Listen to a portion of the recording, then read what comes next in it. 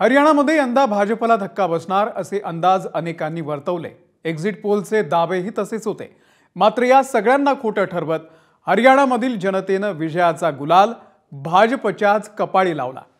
आता या निकालाचा महाराष्ट्राच्या निवडणुकीवरती काय परिणाम होणार आहे याकडे सगळ्यांचं लक्ष लागलेलं आहे। पाहूयात त्याच संदर्भातला हा स्पेशल रिपोर्ट।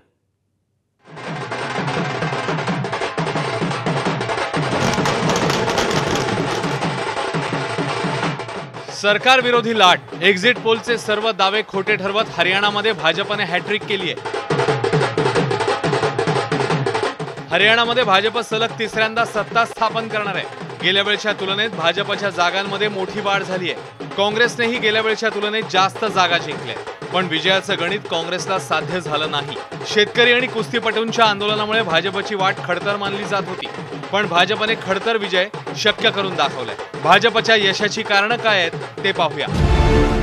महाराष्ट्रातल्या मराठा समाजासारखाच हरियाणाच्या राजकारणात जाट समाजाचा प्रभाव आहे। हरियाणामध्ये 25% जाट तर 75% बिगर जाट लोकसंख्या आहे। जाट मतांचा फटका बसणार हे लक्षात घेऊन भाजपने 75% बिगर जाट मतांवर लक्ष केंद्रित केलं।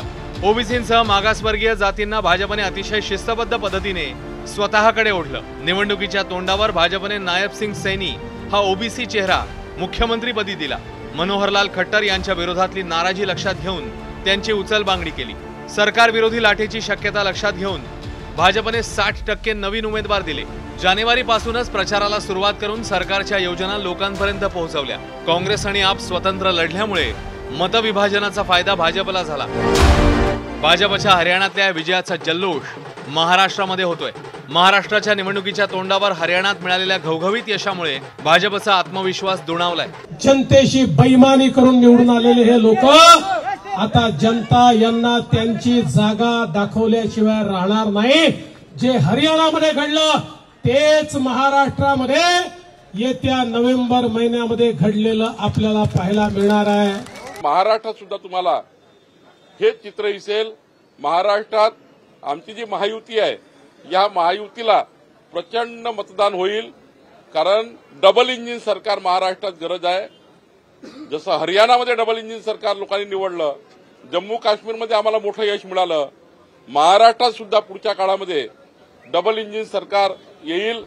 दुसरीकडे हरियाणातल्या पराभवासोबतच काँग्रेसच्या जम्मू काश्मीरमधल्या जागा 2014च्या तुलनेत निम्म्याने घटल्या। त्यामुळे महाराष्ट्रात जागा वाटप आणि मुख्यमंत्री पदासाठी ठाकरेंच्या शिवसेनेशी स्पर्धा करणाऱ्या काँग्रेसची बार्गेनिंग पॉवर कमी होणार का याची चर्चा सुरू झाली आहे। या निकालाची संधी साधत ठाकरेंच्या शिवसेनेच्या खासदार प्रियंका चतुर्वेदी यांनी कांग्रेसला टोला लगावलाय। सबसे पहले भारतीय जनता पार्टी को बधाई देना चाहूंगी कि उन्होंने ये कैंपेन अच्छे से लड़ा, जनता का विश्वास जीता। हरियाणा में डिस्पाइट एंगर वोट भी उन्हीं को गए, यानी विश्वास बनाए रखा कि बीजेपी में विश्वास बनाए रखा है। और कहीं ना कहीं कांग्रेस पार्टी को भी अपनी रणनीति देखनी पड़ेगी कि जैसे डायरेक्ट फाइट होती है बीजेपी के साथ, कांग्रेस कहीं ना कहीं कमजोर पड़ जाती है। आत्मचिंतन तर होणारच। आता प्रियंकाजी काय म्हटल्यात ते पूर्णतः सत्य नाही आहे, कारण आता कर्नाटक आणि तेलंगणामध्ये निवडणुका झाल्या।